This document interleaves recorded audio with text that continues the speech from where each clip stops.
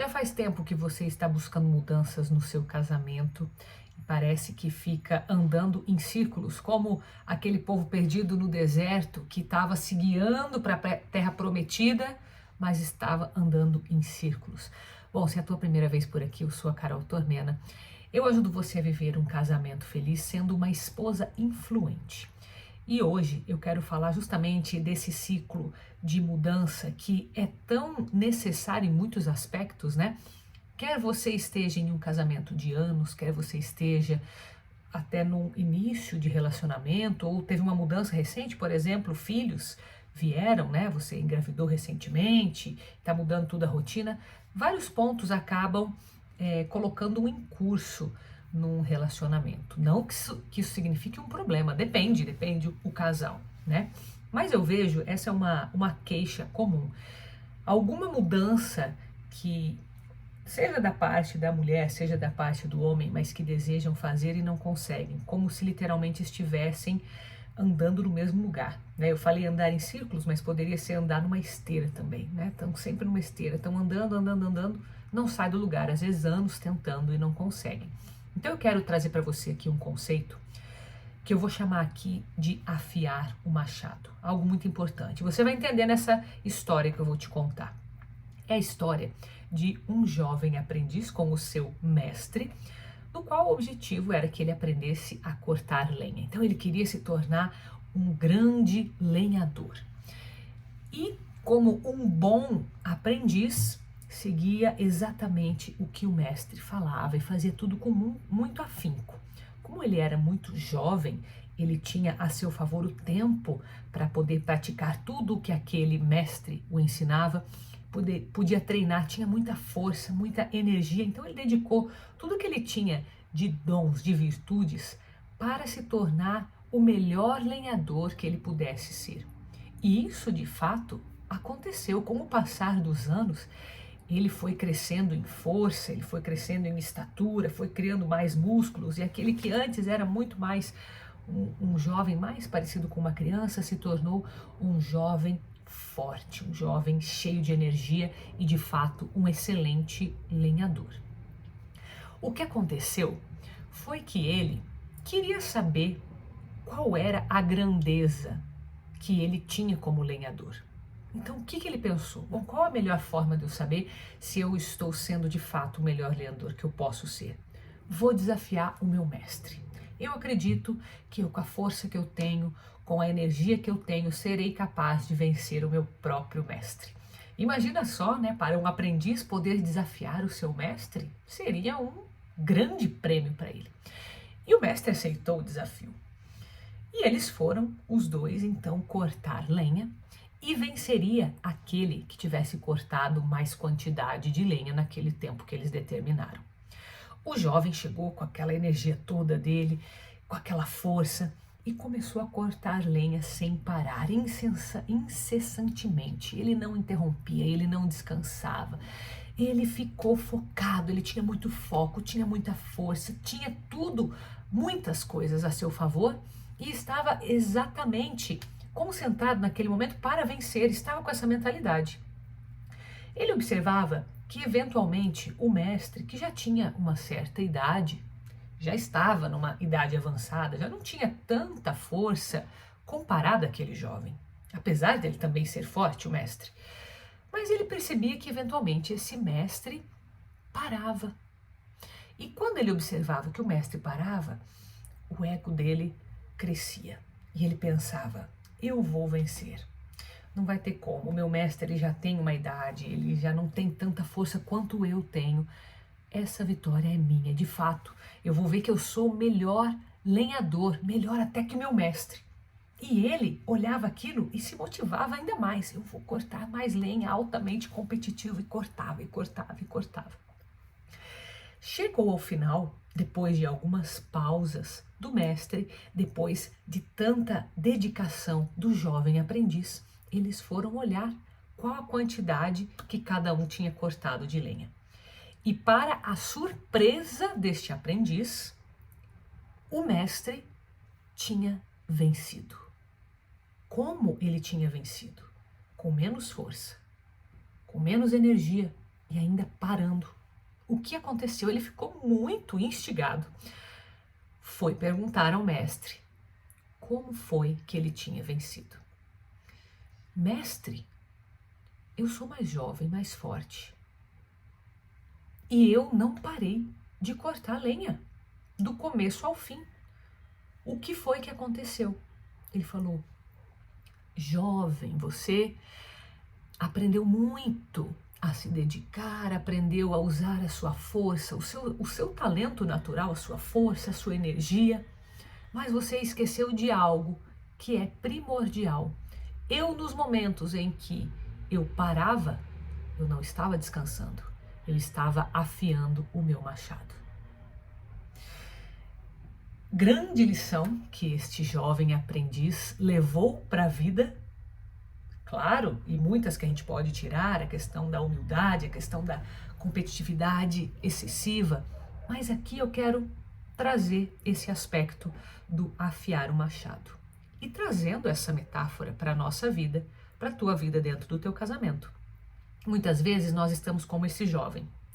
Esse jovem, naquela energia, naquela vontade de fazer acontecer, ou seja, você, na sua vontade de fazer acontecer, de fazer mudar, de mudar algumas coisas que estão há muito tempo incomodando, outras que novas situações que parecem ser um problema e você, na tua energia, na tua ânsia, na tua força de fazer dar certo, motivação, tua motivação lá em cima, não, porque eu vou fazer dar certo, porque eu sou a pessoa que faz acontecer, eu vou fazer dar certo isso aqui, eu vou melhorar nesse aspecto, eu vou fazer isso e aquilo, e focada em tudo que pode ser feito, esquece de algo tão importante que é o afiar o machado.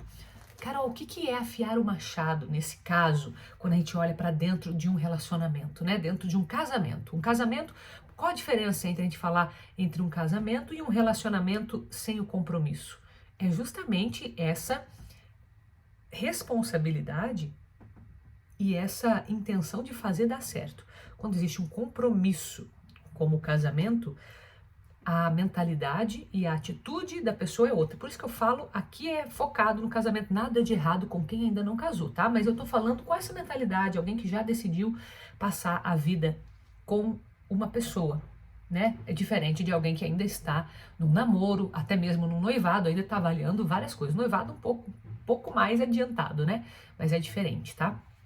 Eu tô falando aqui com quem já tá no caminho andado.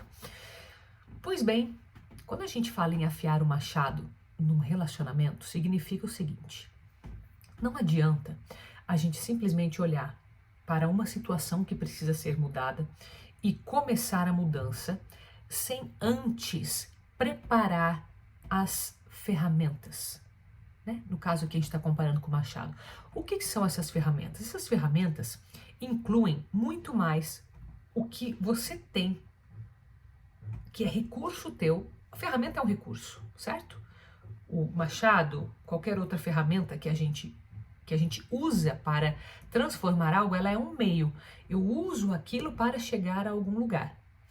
Quando a gente fala em ser humano, os nossos recursos, eles são muito mais internos. Então, muitas vezes, a gente está focado numa mudança que, primeiro, está mais focada na mudança do outro. Então, o primeiro passo é entender que eu tenho as ferramentas para fazer a mudança que eu quero. Porque enquanto eu estiver focada na mudança do outro, eu vou estar sem ferramenta nenhuma na minha mão, porque as ferramentas estão na mão do outro. O outro tem o livre-arbítrio. O outro tem a capacidade de mudar a si mesmo. Eu não tenho a capacidade de mudar o outro. Carol, mas nem o marido a gente consegue mudar? Não, não é que a gente não consegue.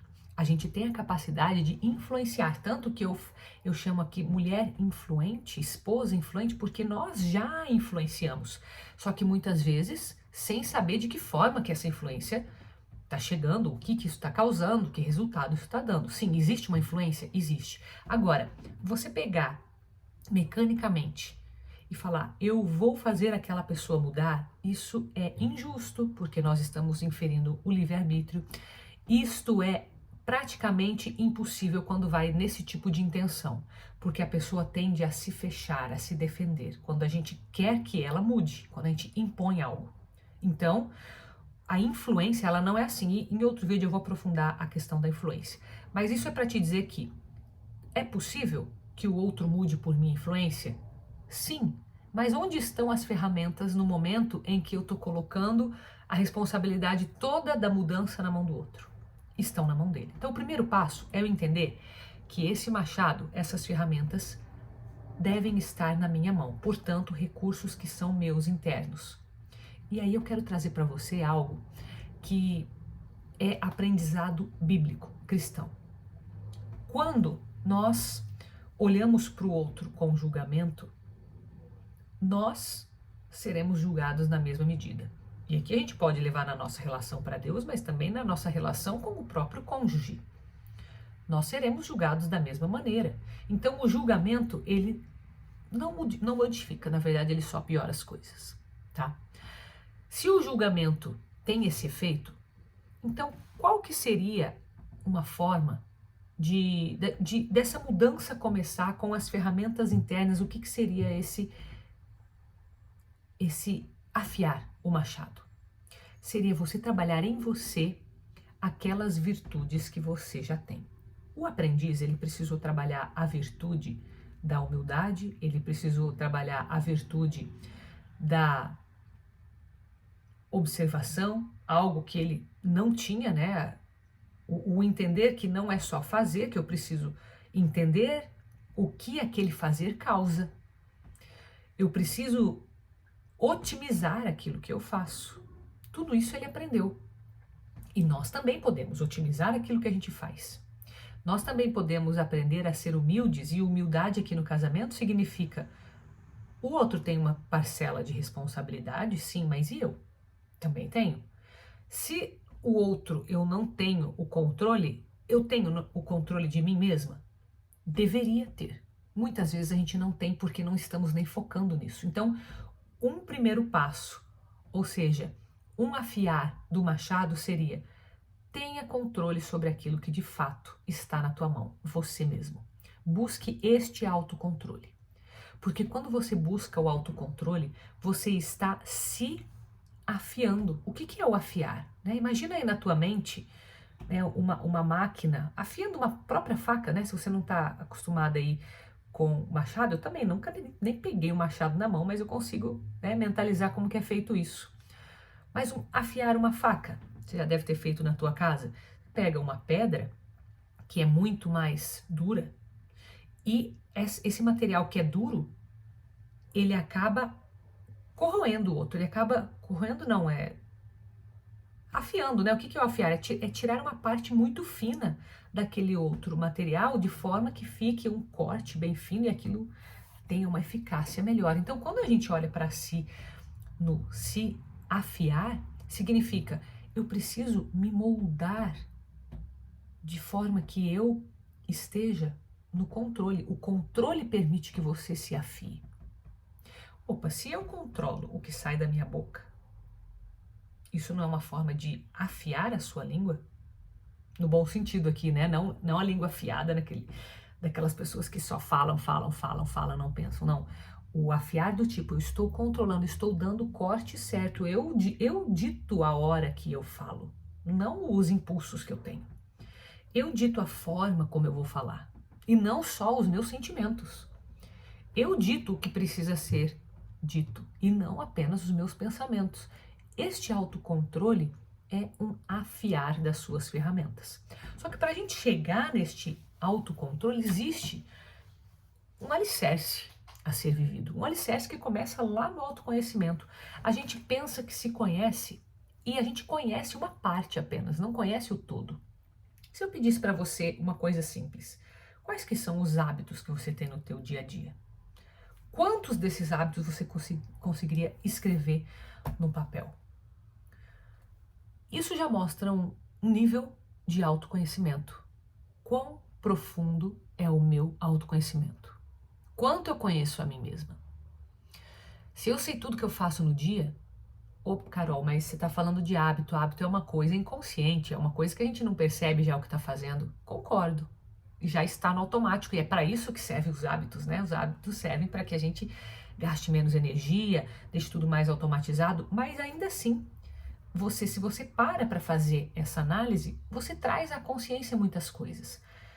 Então, deixa eu ser mais específica. Se esses hábitos, em vez de ser geral, a gente pegar para hábitos que você tem no seu casamento. Quais que são hábitos que você tem no seu casamento?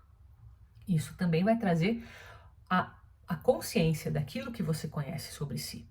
Então, esse tipo de exercício, que é só mais uma ferramenta. Mas para você entender que nós temos que trabalhar muito antes de sair mudando as coisas. Porque é igual eu falar da importância da consistência. É importante você ser consistente em algo? Se você quer fazer exercício físico, ser consistente, fazer todos os dias. Se você quer fazer uma dieta para perder peso, fazer essa dieta todos os dias, a consistência é importantíssima, desde que, presta atenção, desde que você saiba exatamente o que você quer com aquilo. Porque o ser consistente por ser consistente não vai te levar a lugar nenhum. Se eu estou, por exemplo, leitura, né? Vamos pegar hábito de leitura. Eu quero criar o hábito de leitura, então eu vou começar a ler. Ok, e você começa a ler todos os dias. Só que qual que foi o critério para você ler? Tá, onde você vai chegar com aquela leitura? O que é que você procura nessa leitura? Porque o ler pelo ler, ele é muito amplo. Você pode, talvez, ter um objetivo de, não, mas eu só quero ampliar o meu vocabulário. Ok, mas você aí você já tem uma clareza. Quero ampliar meu vocabulário. Ou, quero saber mais da história do Brasil. Quero entender mais de política. Quero saber mais de finanças. Quero saber mais sobre relacionamentos. Quero saber mais sobre mentalidade, desenvolvimento pessoal. Então, quando você começa a tornar mais claro aquilo que você quer, a tua consistência vai te levar a algum lugar. Isso é o importante, porque a consistência, pela consistência, ela é só uma ferramenta. Sair cortando lenha à torta e à direito sem entender o porquê daquilo, não vai levar a nada. Sair fazendo qualquer tipo de mudança no teu relacionamento sem entender o que aquilo significa, e de fato, não é sem entender o que significa apenas. Qual a consequência daquilo? Ou qual o benefício desta mudança? Então nós temos que nos questionar num nível mais profundo.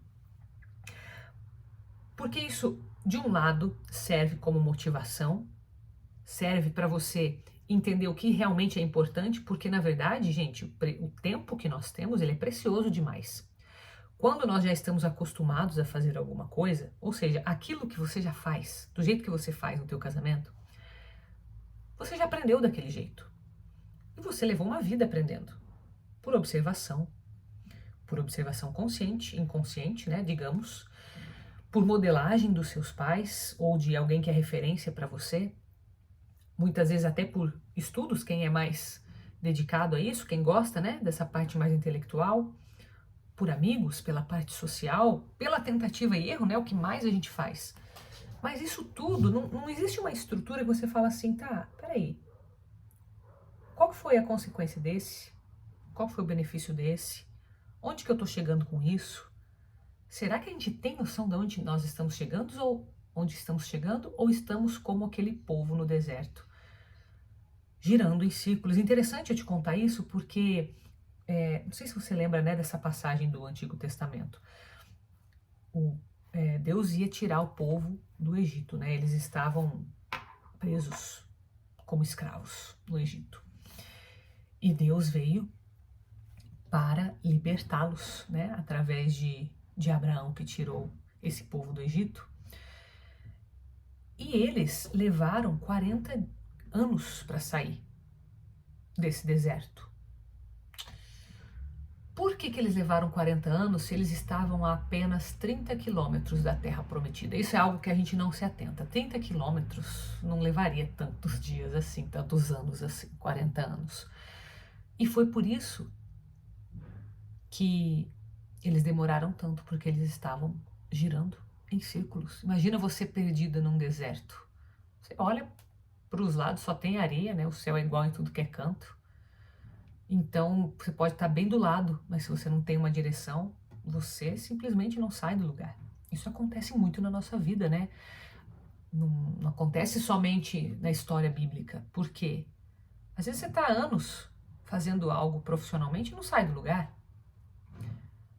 E você não entende por que isso acontece. Às vezes você se dedica, você se esforça muito, sabe? A maioria das pessoas se esforça, se dedica, até faz cursos e tudo, e não sai do lugar. E às vezes a gente não entende o que está por trás daquilo ali. Mesma coisa no relacionamento. E interessante é que a maioria das pessoas que não consegue conquistar algo que elas queiram, material mesmo, por exemplo, um cargo profissional, ter o seu próprio negócio, ou, sei lá, realizar uma viagem, ou ter um controle maior financeiro, ter até liberdade financeira, elas geralmente não conseguem por motivos afetivos. E aí, elas estão lá com um problema que é profissional, aparentemente, e estão dedicando todo o esforço dela em aprender, ficar bom. E aquilo que é alicerce para ela, que é o casamento, por exemplo, tá mais ou menos. Às vezes não é que tá ruim, pode ser que tá bom, mas não tá espetacular. Por quê? Enfim, é perigoso, arriscado que as pessoas desejem algo extraordinário na vida delas. Agora, eu fico me perguntando por que elas aceitam algo que é tão base, que é tão alicerce, que é tão visceral na vida delas, aceitar algo morno. Sabe? Porque o morno, ele será vomitado. A gente tem que se posicionar, isso também é bíblico, né? De que, ó, ou você é quente ou você é frio. Se você for morno, eu vou te vomitar. Por quê? Porque o morno, a pessoa não tá nem lá e nem cá. Ela não tá fazendo a parte dela, mas de vez em quando ela faz.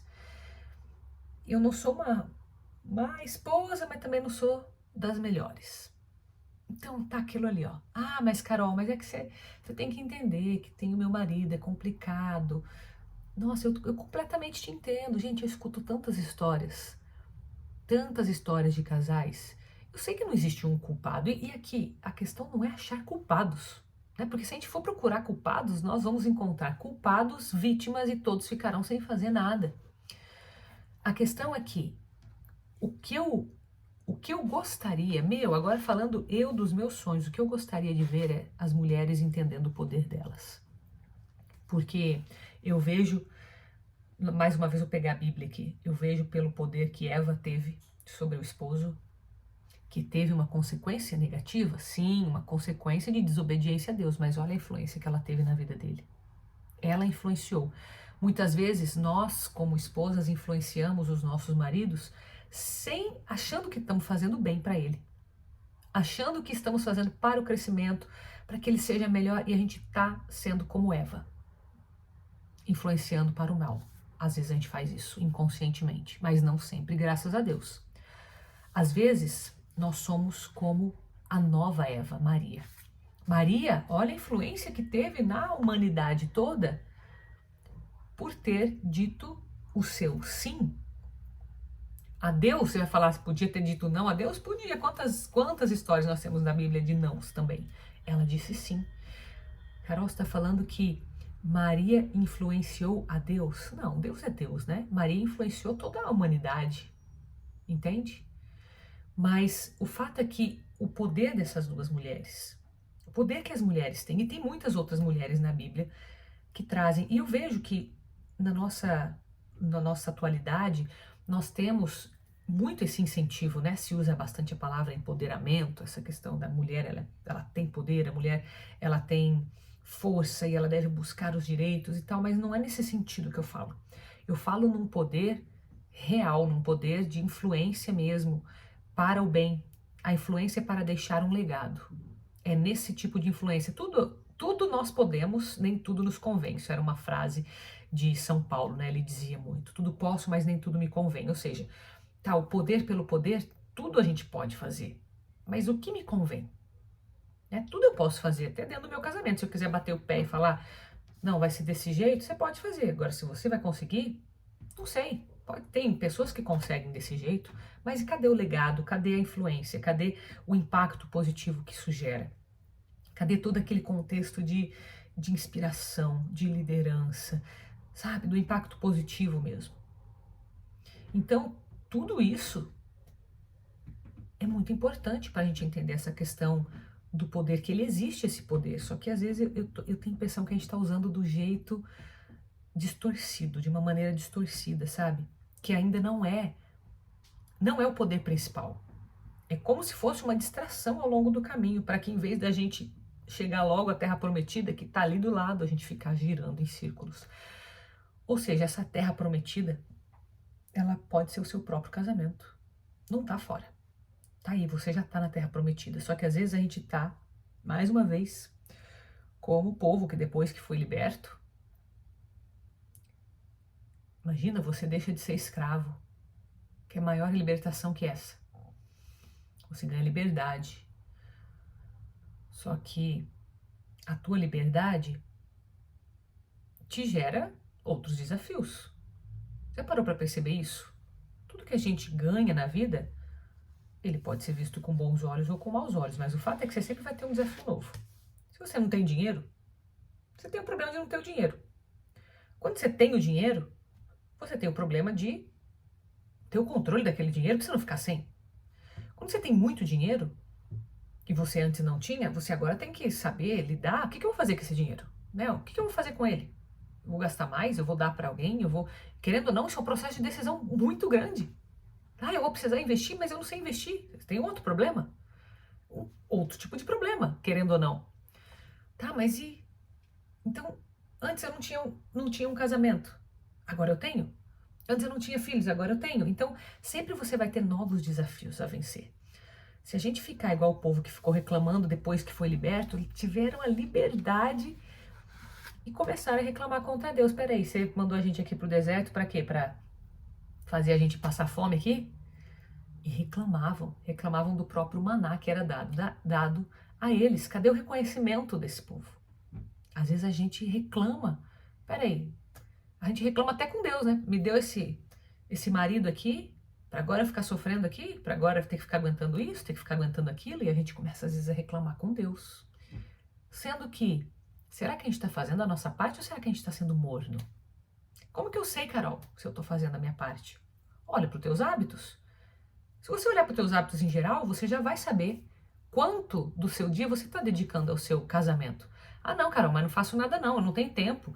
Eu acordo cedo, eu vou trabalhar, eu tenho as crianças, eu tenho isso, eu tenho aquilo, tenho o meu negócio, eu tenho que fazer várias coisas, várias coisas. Pois é. E cadê teu casamento? Você não está fazendo nada?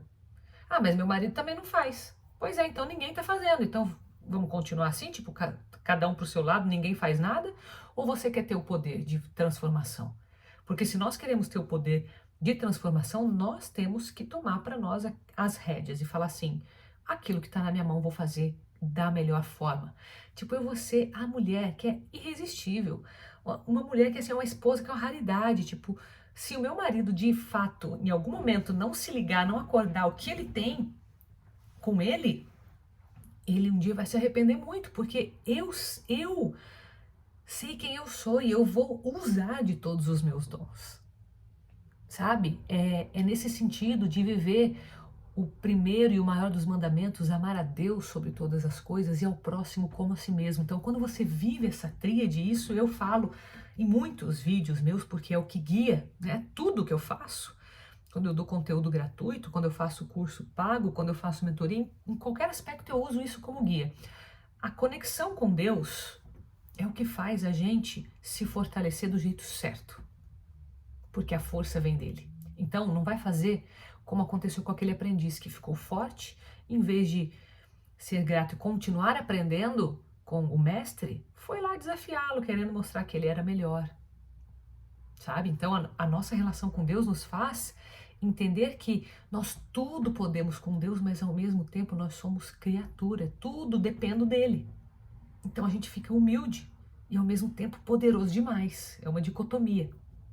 E a partir disso, desse raciocínio, é que eu conseguiria fazer o próximo passo: amar ao próximo como a si mesmo.